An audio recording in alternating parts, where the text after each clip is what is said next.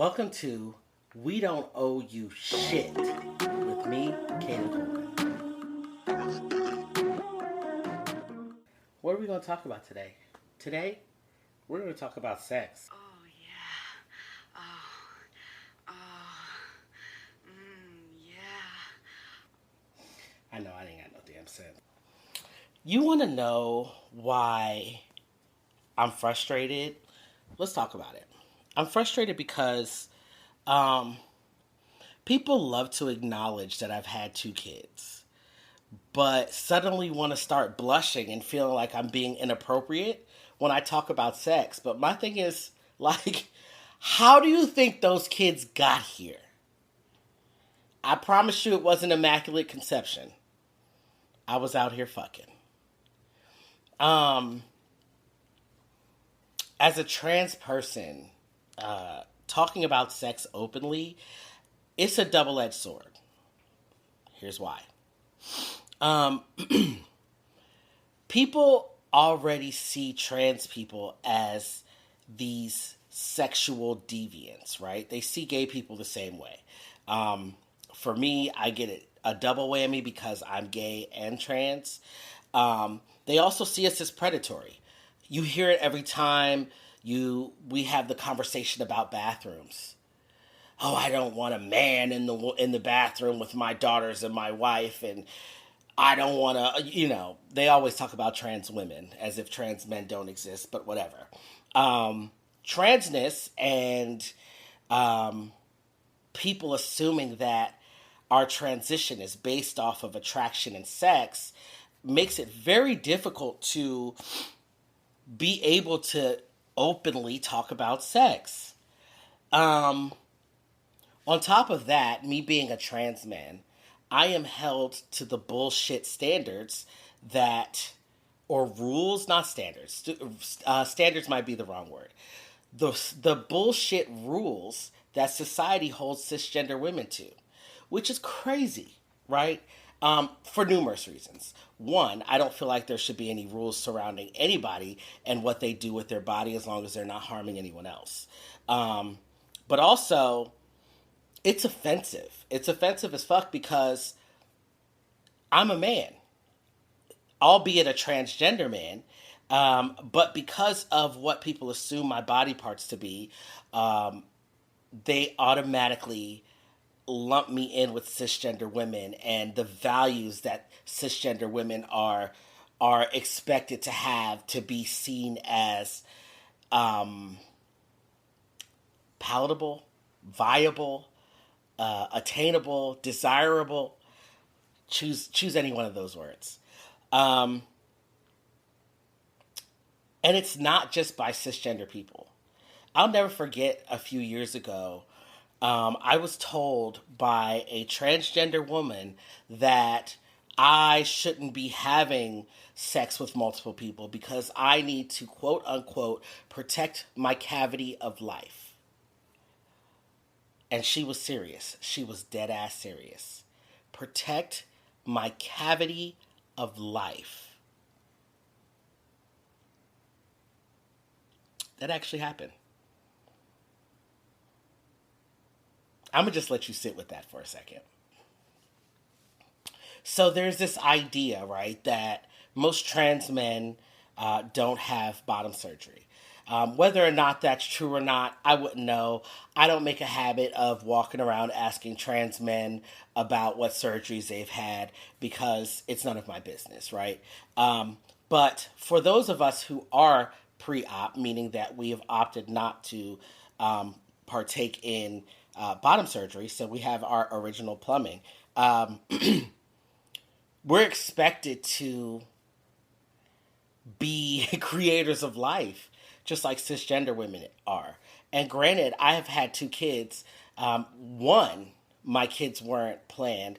And two, most trans men have no desire to carry their own children. So what cavity exactly are they protecting? And who said that having sex with multiple partners meant that you were somehow not protecting that cavity of life? It's just a weird concept all around for me. And that's just, my opinion.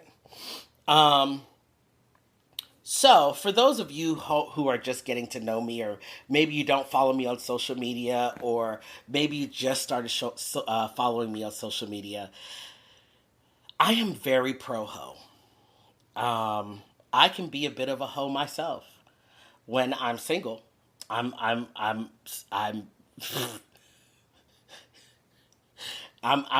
yeah, I'm a hoe.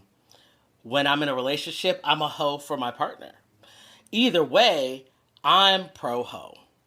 And being openly pro ho, um, I'm subjected to negativity no matter how much I talk about safe sex and HIV prevention. Um,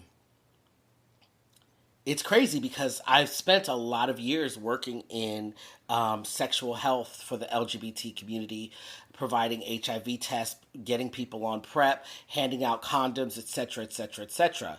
But because I'm pro ho, um, people automatically people automatically link me to being nasty or dirty. And so therefore, they link me to having some form of an STD or being HIV positive. Now, that being said, having an STD or being HIV positive does not mean that you're nasty. It doesn't mean that you're a hoe. Matter of fact, most of the people that I know that have an STD or are HIV positive are people who got it from a monogamous relationship or a relationship that they thought was monogamous from their partner. That's my experience. That being said, we forget that people can be born with STDs and HIV as well. We forget that people can contract HIV from intravenous drug use. We forget that we need to get rid of the stigmas surrounding HIV and STDs. That being said, and I'm not saying this for accolades. I don't want a cookie. I don't want anything like that. I've literally never had an STD in my life. Yes, I just knocked on wood. Um, but story time. I recently was talking to this guy, and I met this guy's girl best friend. And, as soon as I met her, I knew she didn't like me. And it's not that she didn't like me as a person. She didn't like me because her best friend liked me. And I could tell that she likes her best friend. Long story.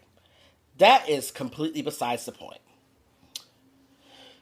This best friend decides to hit up the guy I'm talking to, and tell him to be careful because I probably have an STD.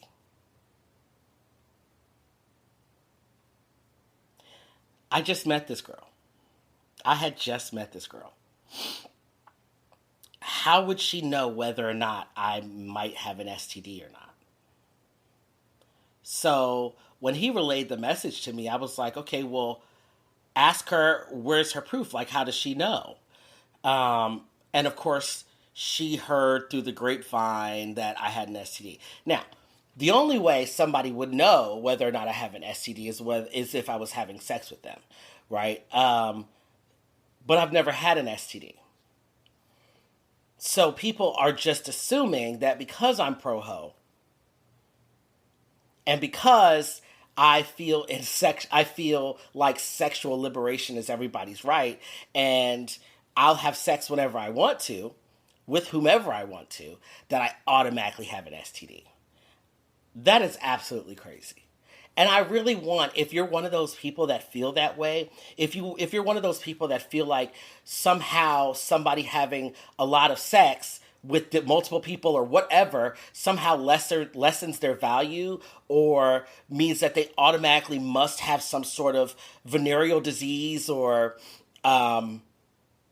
virus or something to that effect, I want you to sit down and process why you feel that way. Because what? That is absolutely nuts. It's absolutely crazy. Um, Now, I want to talk about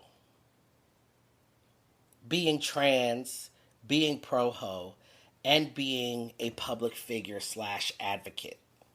Um, I've noticed that in these spaces, especially if you're not of the aesthetic that people think you should be. In other words, if you're not traditionally attractive, if your body isn't a certain type of way, if you don't ooze sex, you can either be trans and be respected or enjoy sex and not be respected. But you can't have both and be respected. I can't even begin to express how many followers I've lost, how many people I've been contacted by stating that my content was somehow inappropriate whenever I reference sex, because I also share my kids on my platform. And again, as I stated in the beginning, how do you think that my kids got here in the first place?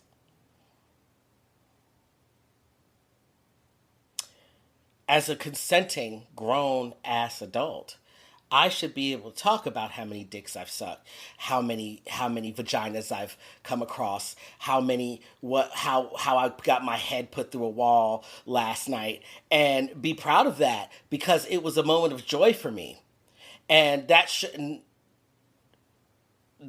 cast a shadow over the fact that I'm also an educator, that I'm also an advocate for the community, that I also care about making sure that I bring visibility to black, gay, transmasculine, or black transmasculine people, or just transmasculine people, or seahorse dads. It doesn't negate the research that I've done because I decided to fuck last night, or this morning, or right before I did this podcast. I did none of that, but that's not the point. I should be able to talk about pleasuring myself. I should be able to talk about sex toys that are amazing. I should be able to wear clothes that I deem appropriate because, again, I'm grown. I should be able to attend sex parties or have an OnlyFans or have a freak Twitter, be on Jacked and Grindr and Tinder and all of those things without any form of judgment. And I should still be able to be respected because beyond me being an educator, I'm still a human being with needs, wants, and desires just like everybody else. You know? So it's just kind of crazy how people correlate palatability with sexuality, right? And I don't mean sexuality as far as sexual preference. I mean sexuality as far as how overtly sexual you are. You should be able to be respected and sexual. We all have, well, for the most part, the majority of us have sex. Sex is everywhere. Why can't we talk about it and be respected and land certain jobs and represent certain brands and. Anyway, moving on. Let's talk about being a fetish because that also goes hand in hand with being overtly pro-ho, with embracing your sexual side. As a trans person, people automatically assume that because you're pro-ho,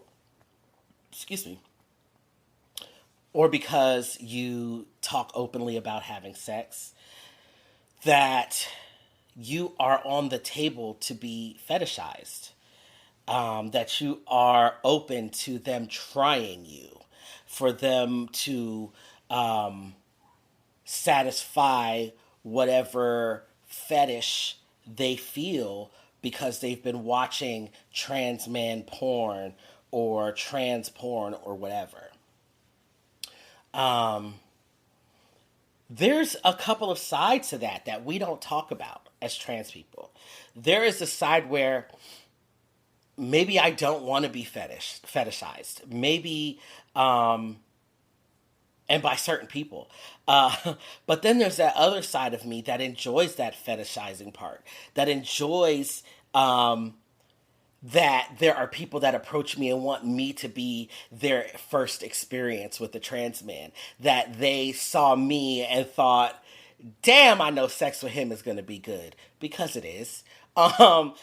There's a part of me that enjoys that enjoys taking their trans man virginity. Is that a fetish of my own? Maybe. But I just know that when we talk about fetishization in the trans community and transness, um, it's a very slippery slope because we all have our different ideas of what it feels like to be fetishized. Like, I think when we're talking about fetishizing someone sexually,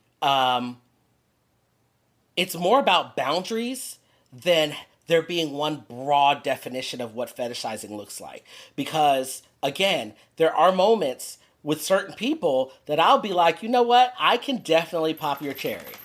I don't mind. Right? And then there are certain moments where certain people or certain spaces in my life when I'm like, hey, I'm not even interested in having sex right now. I don't want to be sexualized, and that should be okay. The problem comes in when people are constantly berating you and hitting you up as though you should be available for them whenever they get that itch or whenever they decide that, oh, now they're ready, or they want to solicit you for your services that 9 times out of 10 they're not even paying for. The other side of what comes with being fetishized as a trans man, and I can't speak for trans women and I never will try to, is people assuming my genitals and assuming my position. Now, for me, I'm very open about the fact that I do not have a cisgender penis. I'm very open about my sexual position. I am a bottom. I enjoy being a bottom. And for those who don't know, I'm going to give a quick little run through. So, sexual position, when we're talking about sexual position, especially when it comes to being a gay man, you have a top who is somebody who does the bending, right? You have verse, and that's somebody who does the bending but also doesn't mind being bent. You have bottoms who are the primary bender overs. Make sense? The receivers. You got the pitchers and you got the receivers. You got the people that can pitch and receive. You got the people. There's other positions, but for time purposes, we're just going to leave it there. I am a bottom. But there is also a lot of assuming about the ways that I like to have sex. For me, I'm very open with my sexuality and the ways that I'm willing to explore my sexuality. However, as a gay man who really has only had sex with, has mainly has sex with other cisgender gay men, not bi men, not straight men. Don't ever get it twisted. Those cisgender gay men hyper focus on what I like to refer to as my front hole or pussy or vagina or whatever word that you would like to use, which is interesting because uh, as a gay man, you would think that they would go for the back door. They would go for anal. No, no, no. These gay men are not interested, for the most part, in anal with a trans man. Yes, this is facts. What makes it even more interesting is that probably because of my aesthetic, I tend to attract more cisgender men who are bottoms, especially when it comes to them having sex with other cisgender men. However, when they approach me, they aren't interested in being bottoms in the traditional sense. Like, they do like their salads tossed and they like to be treated like a bottom, but when it comes to sex, they want to top. And they are not interested, for the most part, in topping anally. They want vagina. Now, I know a lot of you are thinking, so are they really gay? Okay, let me help you out here. If you saw me and a straight man walking down the street holding hands, would you believe that that man was straight? If you are a straight man watching this, if I walked up to you and you found me physically attractive, would you start to question your sexuality? Probably. I would hope so. um, if you started questioning your sexuality and I said, oh, no, no, no, no, but I have a vagina, and you still found yourself sexually attracted to me, would you be like, oh, it's okay, I'm straight, even though I look like this? Doubt it. I don't know any straight men who would be interested in this, regardless of what's going on between my legs. Um, the feedback that I've gotten from cisgender gay men who have who I've had sex with is that it's like having sex with a man, except for with more options and one that's and a hole that's more inviting. Their words, not mine. They say it's like a warm hug. I don't know. I'm just a messenger here. I've never, ever, ever had sex with a cisgender man and walk away feeling like he had sex with a woman. Now, I have had experiences where, because of the orifice that they were sticking their penis into, it did make them wonder, like, does that make me any less gay?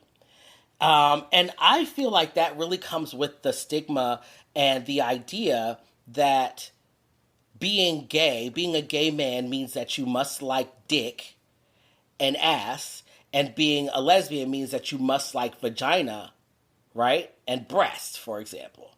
Whereas the whole premise of sexuality is a man, like a gay man would be a man attracted to another man. How they have sex is irrelevant. What hole is being used or not being used is irrelevant. It's a man dating a man. I'm a man. If a man is dating me, he's not straight. Same goes for women who date trans women, right? Lesbians who date trans women. If you are a woman dating a woman, it doesn't matter how you have sex, because let's think of it this way. Besides the fact that the penis is maybe attached to this trans woman, lesbian women strap on penises all the time.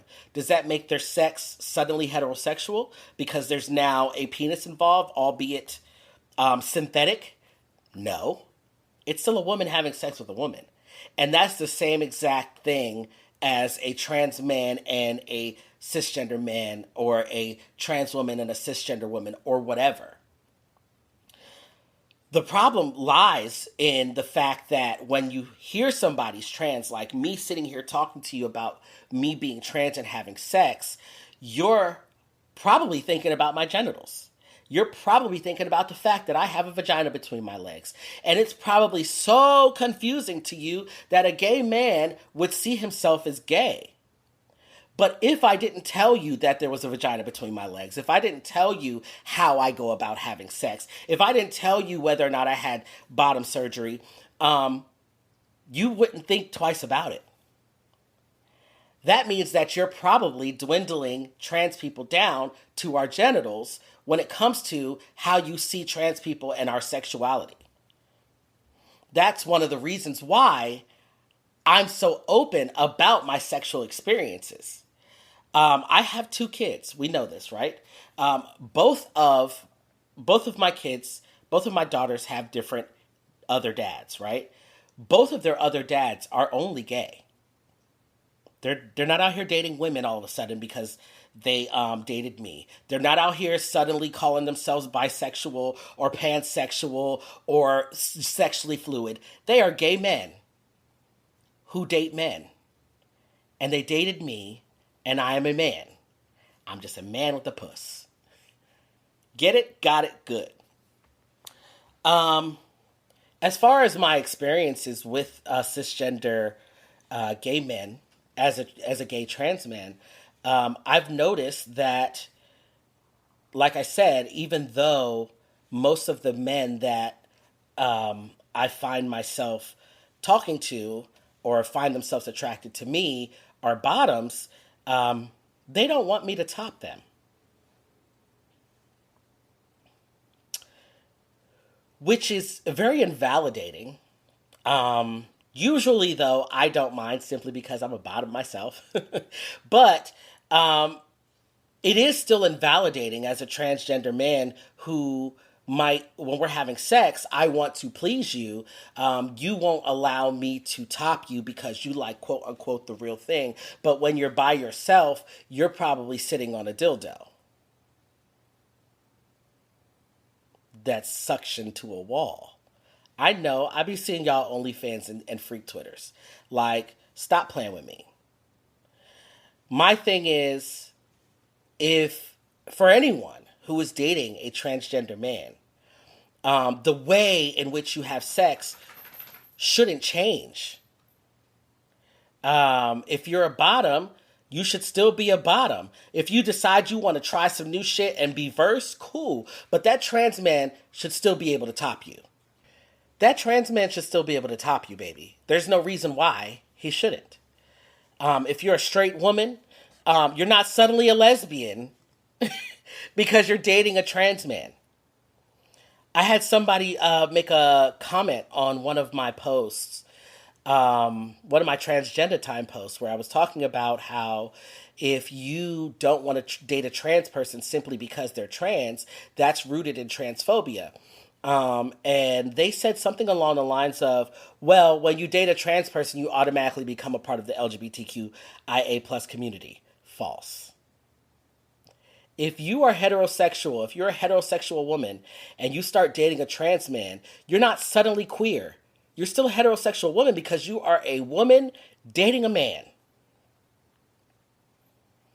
I think it's absolutely obscene and absurd that oftentimes us gay and trans people are accused of being so sexual and sexual deviants, and all we care about is sex and being predatory. But we don't talk enough about how cisgender heterosexual people surround everything with sex.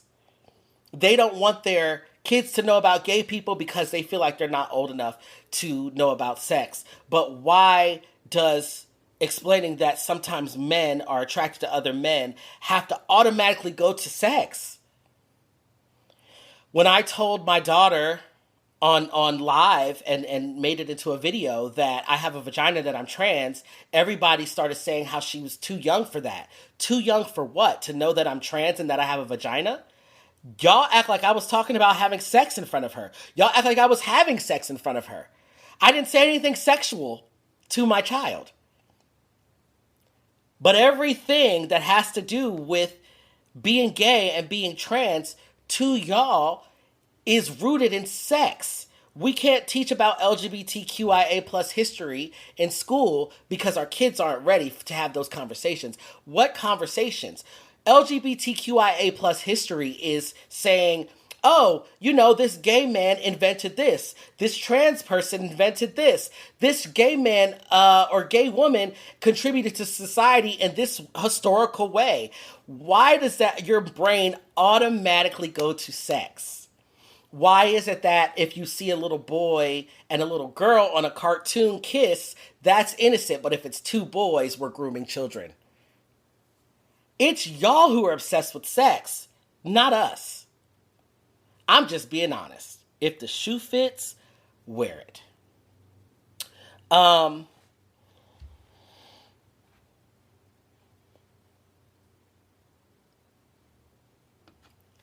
I could have a bunch of story times about my sexual adventures, but I'm not going to do that. I'm going to tell you one story. And the only reason why I'm telling you this story is because it goes along with the idea of questioning your sexuality after having sex with a trans man. So this was many, many moons ago, back when I was living in Philadelphia. And I was on Jacked, which is, I like to refer to as GPS for dick. And I was feeling randy. And I was in conversation with this one guy. He ends up coming over. We hang out for a little bit and we head to the bedroom. Sexual things start happening. there's sucking and fucking and licking and all types of stuff happening. And I flipped his ass over and ate his ass like no tomorrow, to which you could hear the confusion in his voice. But there was no doubt in his mind, or in my mind, or in his penis's mind, that he was thoroughly aroused, right? We proceeded to have intercourse, to which he lasted all of maybe a minute. And he was light skinned, so you could see him blushing and all that good stuff. And he had this genuine look of concern on his face after we finished. Um, and, we parted ways. And it was like, and I'm not even kidding, like a year or two later that I heard from him again. And he was trying to link up again. And I was like, you really just disappeared after the last time. He proceeded to let me know that the reason why he disappeared after the time that we did have sex is because it made him start questioning his sexuality. He wasn't expecting to like it that much, and that was his first time ever even being that close to a vagina, and it really fucked his head up. Which, okay, I don't ever invalidate anybody's feelings. I feel like everybody's feelings are valid and everything like that. But imagine being on the receiving end of that as a transgender man. I'm a man, and because we had sex, I fucked your head up so much that you were questioning your sexuality, and you had to disappear for a year or two just for you to spin the block because, again, my shit is amazing. And you expect me to what? Be your every now and then trans fantasy? Absolutely not. He got blocked. I say all that to say, if you can't fully respect trans people for who we say we are, despite our body parts, then you have no business having sex with us. I'm going to say it again. If you can't respect me as a trans man, and suddenly you start questioning whether or not you like women or whatever the case may be because of what's between my legs, then you have no business having sex with me. Also, we are not cars or free samples in the mall.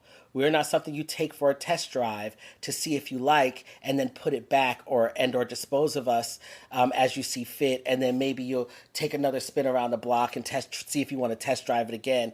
Absolutely not. We as trans people are human beings. We're not items to be used at your discretion.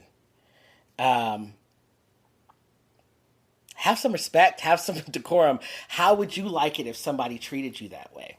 I don't think you would. And people are probably listening to this saying, well, you got to understand. No, I don't.